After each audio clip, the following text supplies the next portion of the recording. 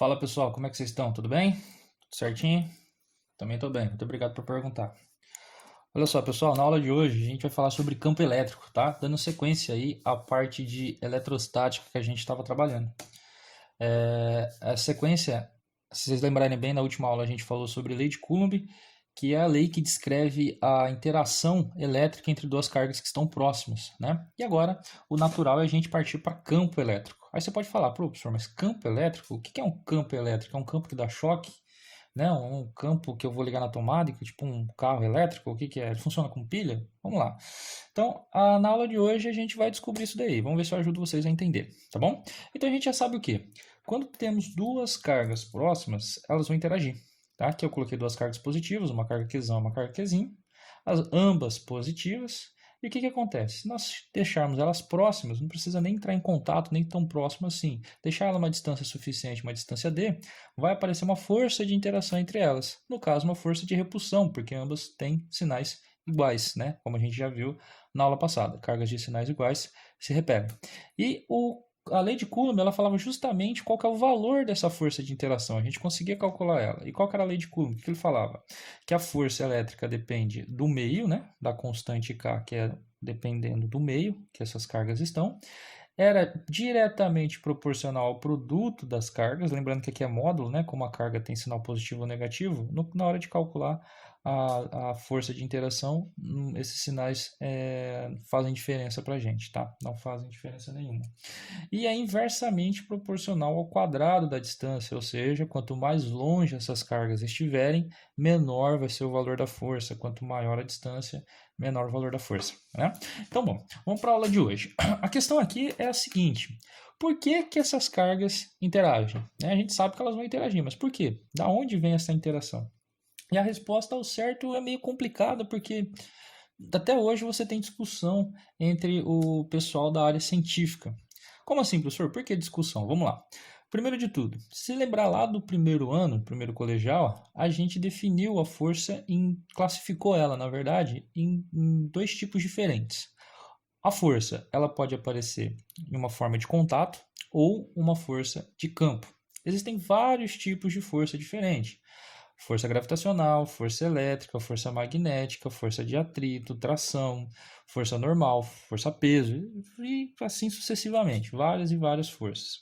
No caso, todas elas a gente só classifica ou ela é uma força de contato ou ela é uma força de campo, tá?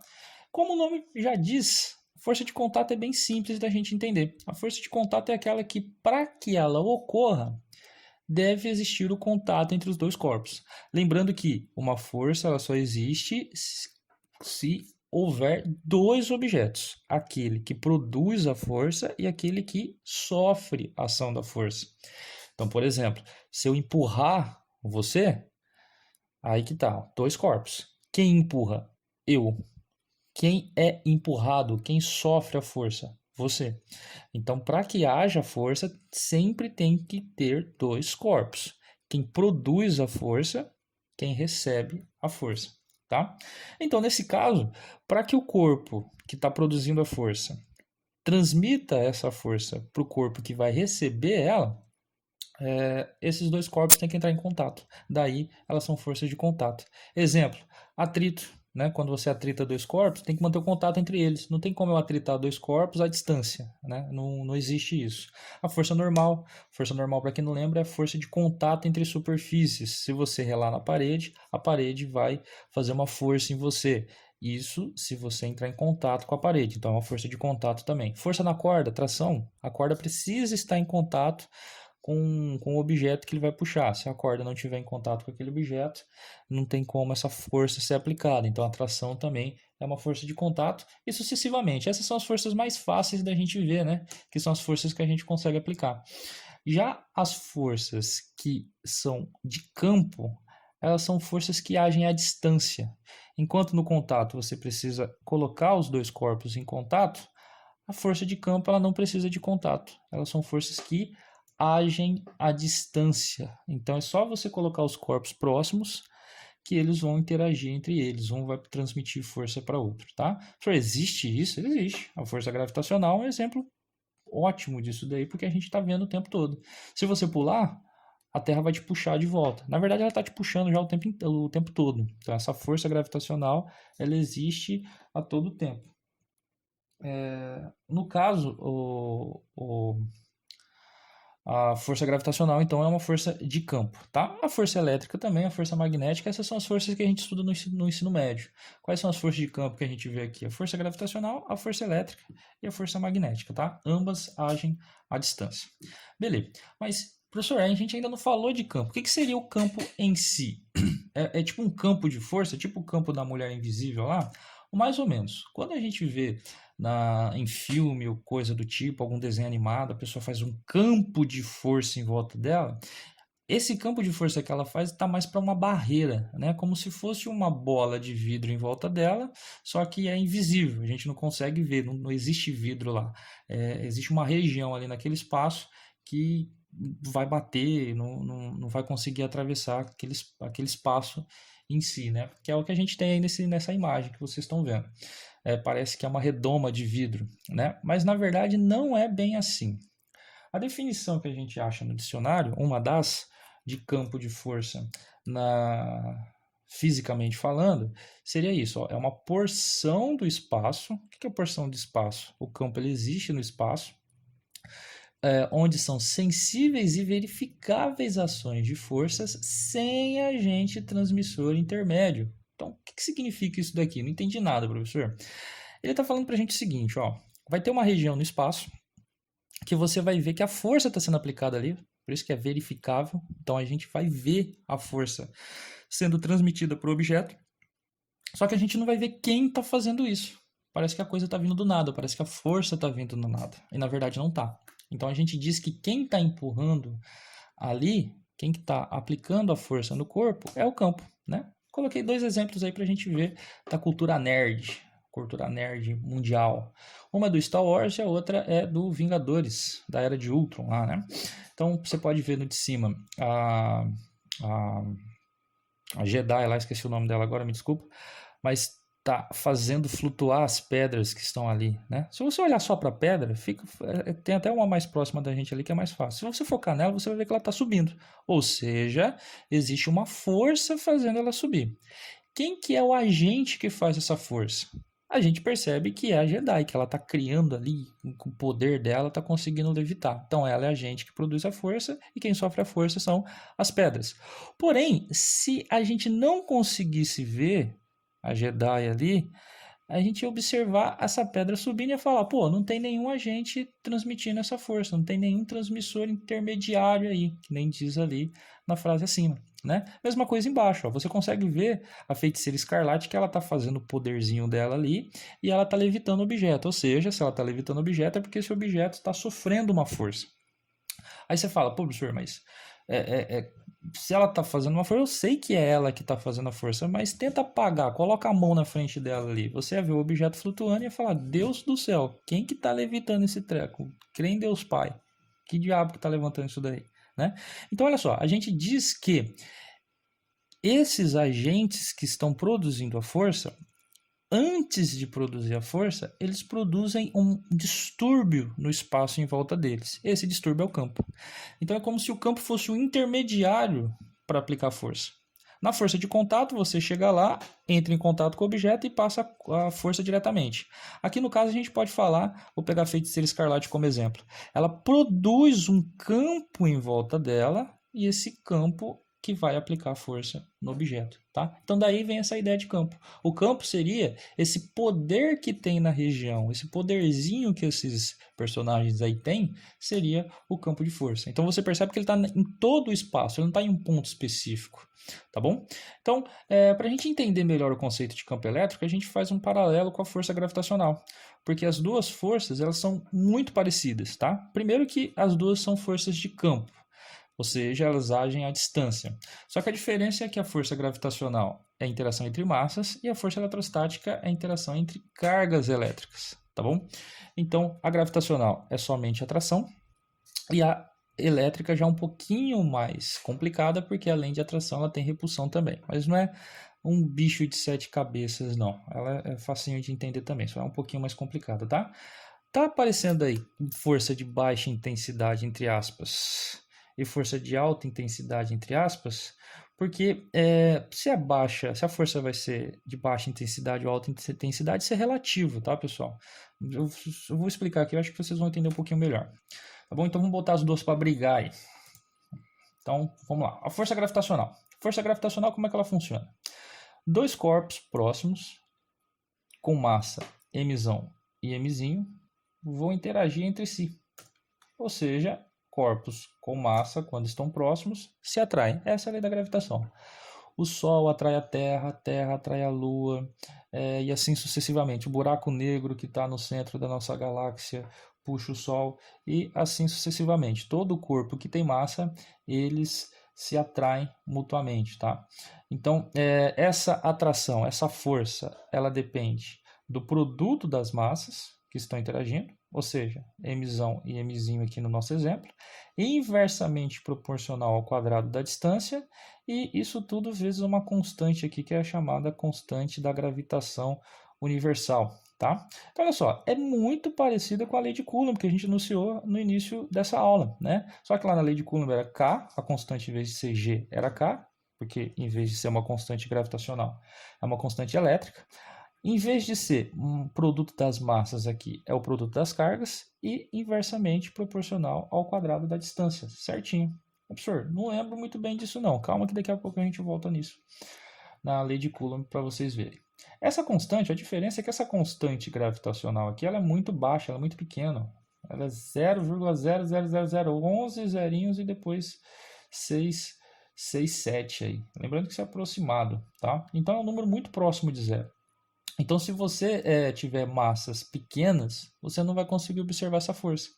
É por isso que quando você chega perto de uma garrafa, por exemplo, a garrafa ela não vem em sua direção. Você não consegue puxar ela através de um campo gravitacional, porque como a força gravitacional é multiplicada por essa constante aqui, ela é produto dessa constante, essa constante é muito próxima de zero, a gente só vai conseguir observar a força gravitacional quando a massa, uma das massas envolvidas aqui, for muito grande, que é o caso da força que a Terra faz na gente. Como a massa da Terra é absurdamente alta, né? Uma massa de alto valor, esse valor alto compensa esse valor baixo aqui da constante. E aí a gente tem o surgimento ou o aparecimento da força gravitacional. A gente consegue observar ela com mais facilidade, tá? Já no caso eletrostático é muito parecido também. A gente tem as duas cargas que vão interagir, como a gente já colocou lá no início, né? Aqui no caso a força de repulsão, porque ambas são positivas. E olha lá como a gente falou, olha a lei de Coulomb, ela é muito parecida. A gente tem aqui, como a força elétrica é o produto das cargas, porque quem interage aqui no caso são as cargas elétricas e não a massa, vezes uma constante, que no caso é a constante K, constante elétrica, dividido pelo quadrado da distância. É muito parecida mesmo. Só que a constante aqui, essa constante depende do meio, tá? Então, para o vácuo, ela é 9,10 a 9 positivo. O que significa isso? É 9 bilhões, tá? É um valor muito alto. Então, a força elétrica, por isso que eu coloquei lá que ela tem alta intensidade. Na verdade, é porque ela é mais observável, ela é mais fácil de ver, porque você não precisa que as cargas sejam tão grandes assim para você observar a força elétrica acontecendo. Tanto que a gente consegue fazer experimento facinho em casa, com um pente esfregando no cabelo e depois tentando atrair pedaço de papel. É facinho fazer esse exemplo em casa, tá bom? Então vamos lá. Força gravitacional. Na força gravitacional a gente vai fazer o paralelo aqui para encontrar uma fórmula que descreve o campo elétrico, tá? Para isso a gente vai definir a fórmula do campo gravitacional. Então, no campo gravitacional, vamos pegar um exemplo mais próximo do que a gente vê na realidade, que é a Terra. Vamos supor que esse mzão aqui é a Terra, tá? Uma massa muito grande. E aí eu vou aproximar um mzinho. Isso aqui poderia ser uma caneta, poderia ser um caderno. Você coloca ele em cima da Terra, o que vai acontecer? Ele vai ser puxado pela Terra, força de atração. Lembrando que tem a reação aqui também, tá? O caderno ele puxa, a massa mzinho também vai puxar o planeta para cima. Porém, como a gente está interessado só aqui, ó, a gente não vai ficar desenhando mais forças aí para ficar complicado não. E isso acontece sucessivamente. Se eu trocar essa massa de lugar, colocar ela em outro lugar, essa força vai reaparecer, sempre puxando, sempre sendo puxada para o centro do emissão. Então aquilo que eu falei para vocês lá naquele exemplo da Feiticeira Escarlate lá e da Jedi. Se a gente não visse o planeta Terra, se a gente desconsiderasse ele, a gente ia falar o quê? Pô, quem que tá fazendo essa força aí? Quem que é o intermediário? Quem que tá aplicando a força? A gente não consegue ver. Então a gente diz que nessa região do espaço existe um campo de força que puxam todas elas para esse ponto em comum aqui, que seria o centro da Terra. Mas a gente sabe que, na verdade, quem está fazendo essa interação, quem está produzindo essa interação, quem está produzindo essa força, é a massa emisão, tá bom? Então, olha só, a gente pode dizer que a massa emisão, na verdade, ela produz em volta dela um campo gravitacional, um campo de força, de modo que toda vez que eu colocar um objeto ali, esse objeto vai ser puxado por esse campo gravitacional. Então não é mais uma emisão que puxa o corpo direto. O que vai acontecer agora é que o emisão cria um campo, esse campo gravitacional, e esse campo gravitacional que puxa as coisas, tá? Então vamos, para ficar um pouco mais claro de entender, vamos imaginar um ponto P. Aqui eu coloquei um ponto P, é só um ponto, é só para a gente ter referência, tá? Não tem nada aqui, é a mesma coisa que aqui, não tem nada. Então, ponto P. Vai aparecer força aqui? Tem força nesse momento aqui? Não, porque não tem nada para ser puxado. Ah, professor, mas existe o emisão. O emisão não puxa as coisas? Sim, ele puxa as coisas, mas o que tem aqui para ser puxado? Nada, tá? Tá, mas se o emisão existe, ele vai puxar qualquer coisa que eu colocar aqui. Sim, então por isso a gente diz que ele criou um campo aqui nesse ponto. Nesse ponto agora, não existe nada para ser puxado, mas existe o campo. Existe essa possibilidade de ser puxado. Como que é a cara desse campo? Ah, ele vai puxar o que aparecer aqui para dentro. Então, se tiver qualquer coisa aqui, ele vai puxar para dentro. Pô, professor, então isso que é o campo? Sim, é essa possibilidade que existe da Terra puxar as coisas. Não tem nada aqui, não existe força, mas existe campo porque existe a Terra para puxar, tá? E eu coloquei esse ponto, mas toda a região em volta dessa massa, ela tem esse campo gravitacional também, tá? E aqui eu coloquei essas flechinhas, mas na verdade tem infinitas flechinhas aqui, todas elas puxando para o centro do planeta Terra, tá bom? Bem, a gente já sabe que a força gravitacional ela é calculada como sendo o quê? mg, a força peso, né? Lá no primeiro ano a gente falava que esse g era a aceleração da gravidade, realmente é, mas agora a gente pode chamar de campo gravitacional. Então, olha só, a força ela aparece quando? Quando eu colocar uma massa mzinho nesse campo gravitacional.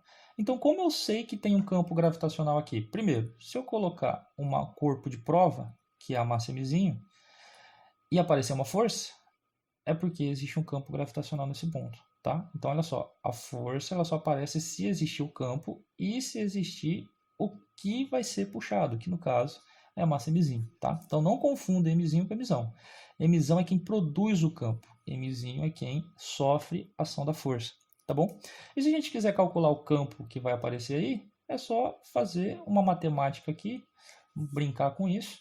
Esse m está multiplicando, passa para o outro lado dividindo, então o campo gravitacional ele pode ser calculado como sendo a força gravitacional por massa, tá bom? Então, simplesmente assim.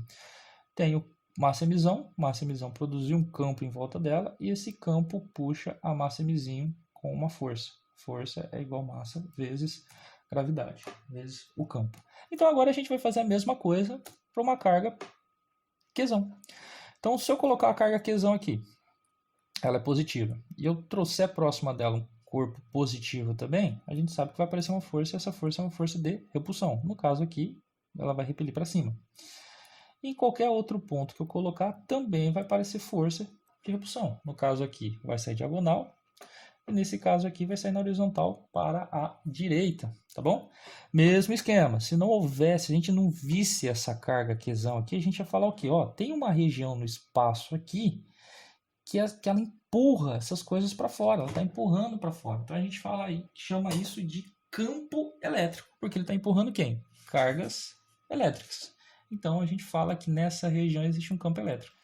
Então, no caso aqui, a gente sabe que a carga Qzão produz o campo elétrico que vai empurrar essas outras cargas para fora, fazer uma repulsão, tá bom? Novamente, se a gente imaginar um ponto P aqui, como que seria a cara do campo aqui? Não tem nada para ser repelido, não existe força então. Mas como existe Qzão, existe campo. E esse campo aqui, no caso, ele está empurrando para fora. Por que ele está empurrando para fora? Se eu colocasse uma carga positiva aqui, ela não sairia para fora? Então a gente diz que esse campo está aí, ó, está saindo, está se afastando da carga quesão, tá? Mesma coisa em toda a região em volta de quesão. A gente percebe que esse campo é um campo de repulsão, tá? Cuidado quando você chama de campo de repulsão, porque pode dar problema isso daqui lá um pouquinho lá na frente, eu já explico isso daí, tá bom? Enfim, por analogia, então, como a força peso, a força gravitacional, a gente falou que era a massa vezes o campo, aqui a gente pode fazer essa analogia, porque as duas forças são muito parecidas. Então eu posso falar que a força elétrica, no caso aqui, ela é igual a quê? Quem está sendo empurrado, que no caso é Qzinho, vezes o valor do campo elétrico que a gente está chamando de E aqui. Então, para que apareça a força, precisa um corpo de prova, para provar que existe um campo aqui, e de campo elétrico. Se tiver um campo e essa carga que vai ser empurrada, então vai existir a força aí, tá? Então, a força elétrica, a gente pode falar que é a carga vezes o campo.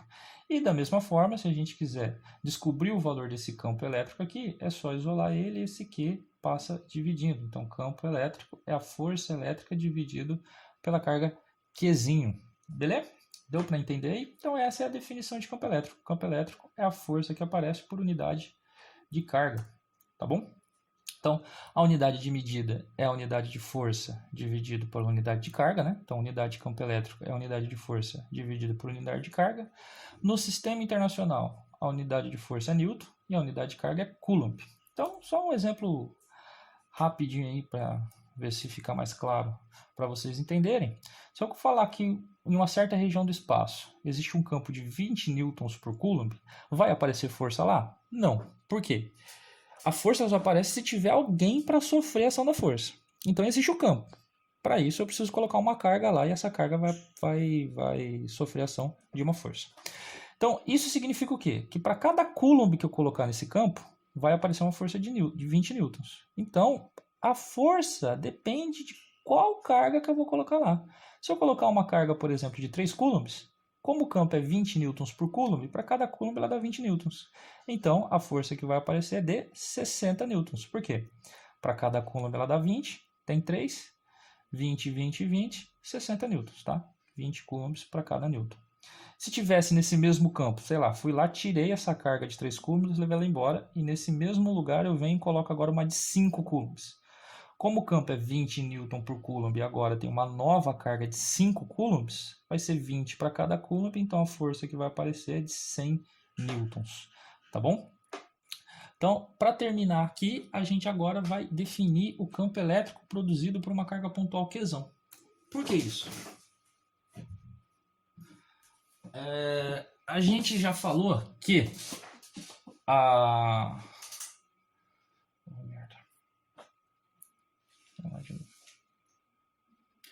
Campo elétrico produzido por uma carga pontual Qzão.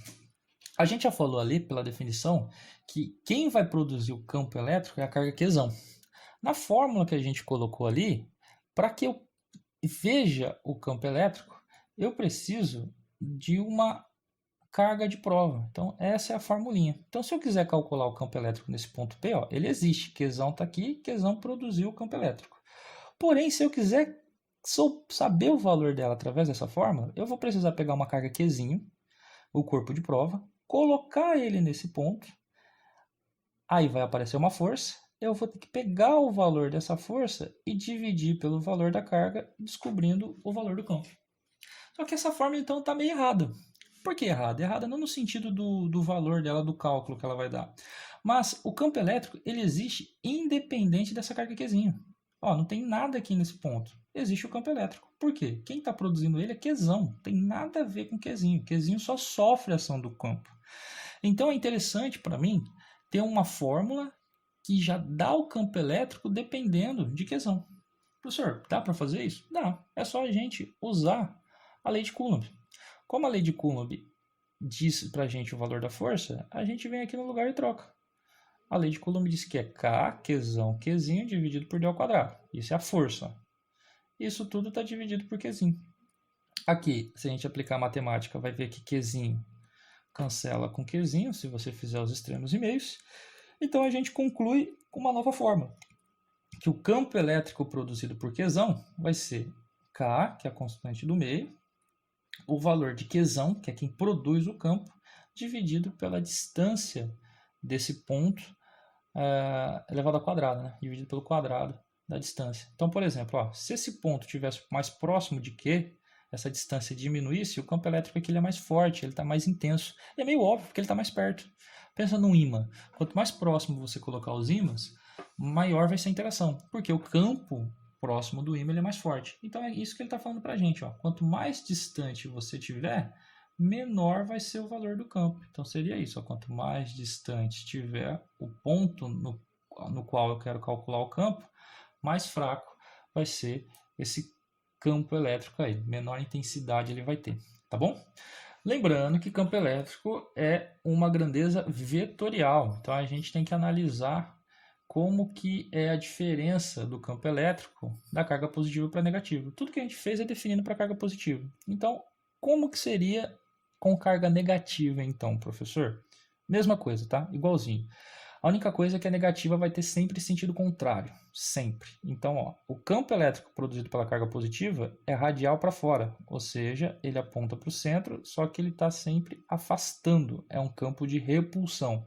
De novo, cuidado com essa palavra campo de repulsão, tá? Mas, enfim, para ficar mais fácil, lembra aí, campo de repulsão. Já a negativa é um campo de atração, olha lá, ó, ele está puxando, as linhas estão na mesma direção. Você vê que é igualzinho o desenho? A diferença é o sentido.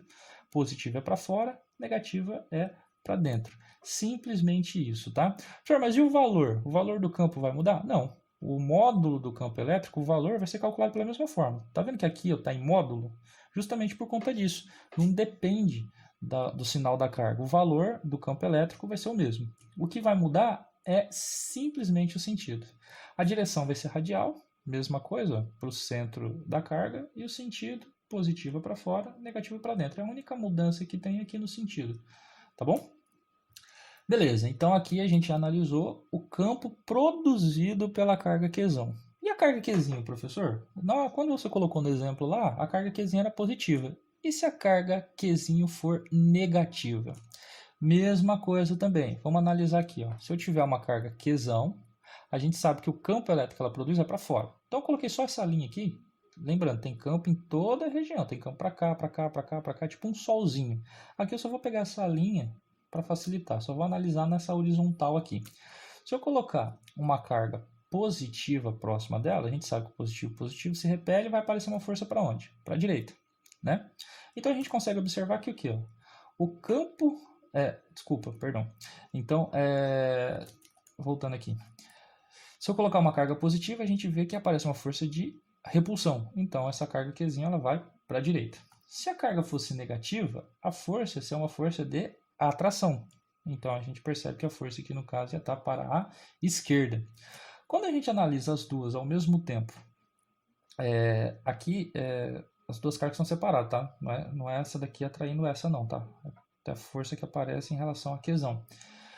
A gente consegue observar que o quê? Ó? A carga positiva ela vai a favor do campo.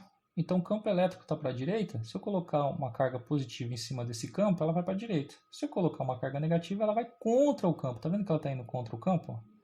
Então a gente pode falar que a carga positiva ela vai a favor do campo e a carga negativa ela vai contra o campo. Professor, vai ser sempre assim? Vamos só fazer um teste. Ó. Se agora a carga fosse negativa, o campo dela a gente sabe que é para dentro. Então o campo elétrico dela aqui está apontando para dentro. Mesma coisa, mesma direção horizontal. Lembrando que toda a região aqui tem campo, tá? Aqui eu só desenhei essa para ficar mais fácil de visualizar o problema. Se eu trouxer uma carga positiva aqui, vai aparecer uma força de atração. Então as duas vão se atrair. A força nessa carga positiva então vai estar para a esquerda. Se eu trouxer uma outra carga diferente agora, uma carga negativa, negativo com negativo, a força que vai aparecer é de repulsão. Né? Quando analisamos as duas coisas ao mesmo tempo junto com o campo, olha lá, lembra que a gente falou que a carga positiva ela vai a favor do campo? O campo da carga negativa está puxando e a positiva está indo a favor do campo. Já a negativa não, a negativa ela vai contra o campo. O campo está puxando, só que a negativa ela fala não vou a favor de você, eu vou contra. Ela vai no sentido contrário. Beleza? Deu para entender então? Então, resumindo, a carga positiva vai a favor e a carga negativa vai contra o campo elétrico. Tá bom? Então, só vou fazer uns 2 exercícios aqui que tem vários exercícios, mas depois a gente deixa para a próxima, eu deixo para vocês, tá bom? Se eu colocar aqui esse exemplo, ó, da PUC. Seja Q positiva a carga geradora do campo elétrico e Qzinho a carga de prova em um ponto P próximo a Qzão. Podemos afirmar que... Então, vamos lá. A gente vai ter uma carga aqui, Qzão. Essa carga Qzão, ela é positiva, tá? E próximo dela a gente vai colocar um corpo de prova Qzinho, tá? Ele não falou se Qzinho é positivo nem negativo. O vetor campo elétrico em P dependerá do sinal do Q? Então, ó, qual que é o campo elétrico que vai aparecer aqui? A gente não sabe se Qzinho é positivo ou negativo. Qzinho é o corpo de prova. Qzão produz um campo nesse ponto. Para onde? Para a direita. Então, o campo elétrico aqui está para a direita. A gente sabe isso, porque quem faz o campo elétrico é Qzão. Então, o vetor campo elétrico em P depende do sinal de Qzinho? Não, porque quem gera o campo elétrico é Qzão, não é Qzinho. Então, a está errada.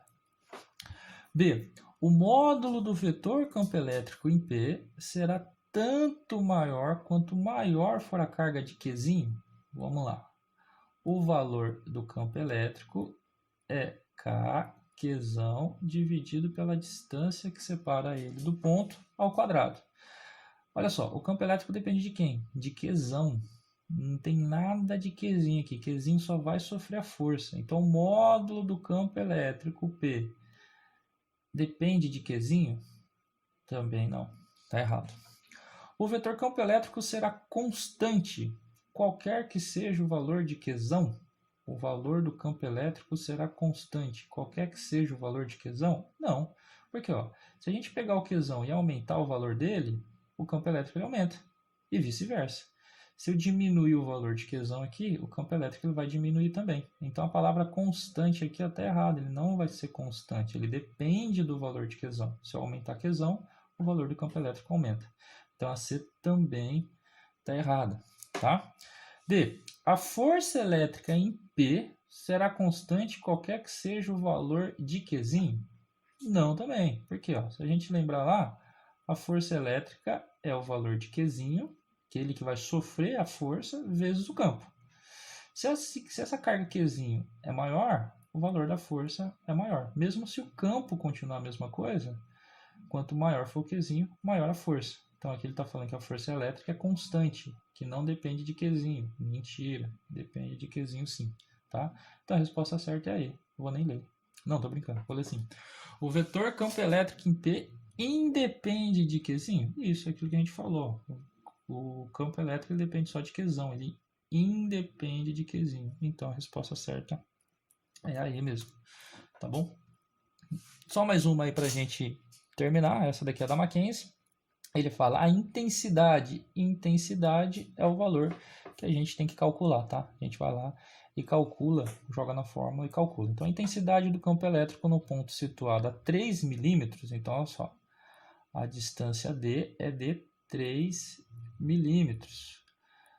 Na fórmula, a gente tem que colocar sempre respeitando a constante. Como a constante aqui está em metro, a gente tem que trocar esse milímetro para metro. Para quem não lembra, o mili é 10 a menos 3, tá? Então essa é a distância. 3 milímetros de uma carga pontiforme Qzão, ó, então é ela que produz o campo, ele vale 2,7 microcoulomb. Para quem não lembra lá, você vê lá no caderno na aula passada, o micro é 10 a menos 6 coulombs, tá bom? Então a gente tem que calcular a intensidade do campo com esses valores aí, sabendo que o K é 9. Então, a formulinha é E é igual a K Q dividido por D ao quadrado. Deixa eu puxar para cá porque aqui vai ser feio. Então, vamos lá. Então o valor do campo elétrico é 9 vezes 10 a 9, vezes o valor da carga, que é 2,7 vezes 10 a menos 6. Tudo isso dividido por 3 vezes 10 a menos 3, só que isso está ao quadrado, tá? Então, fazendo o cálculo aí, lembrando que você não precisa ficar com medo, não. Ah, professor, mas a potência de 10 é mó difícil. Cara, deixa os constantes aqui, os coeficientes na frente. Então, ó, 9 e 2,7 são os coeficientes. Então, trouxe ele para frente, tá? Multiplicação de potência de mesma base, no caso base 10, somos expoentes. Então, 9 mais o menos 6 sobra 3 positivo. Aqui embaixo, ó, o 3, 10 a menos 3 está ao quadrado. Então, tem que levar cada um separadamente ao quadrado. Então, 3 ao quadrado dá 9. E 10 a menos 3 ao quadrado, potência da potência, você multiplica os expoentes. Então, vai ficar menos 6 aqui. Olha só, tem 9 em cima, 9 embaixo. Na dança do Tchaco, cortou. Sobra só o 2,7 vezes 10 elevado a quanto? Divisão de potência de mesma base, no caso base 10, você subtrai os expoentes. Aqui muito cuidado, hein? 3 menos o de baixo, menos 6. Então, 3 menos o menos 6, menos com menos dá mais, vai dar ao todo aí 9, tá? 2,7, 10 elevado a 9 Newton por Coulomb, que é a alternativa E. Beleza? Então, basicamente é isso daí. Tem vários outros exercícios aqui, mas depois a gente volta numa aula só para fazer os exercícios, tá bom? Qualquer dúvida, manda mensagem. Tamo aí. Beleza. É nóis. Valeu. Fechou. Acabou.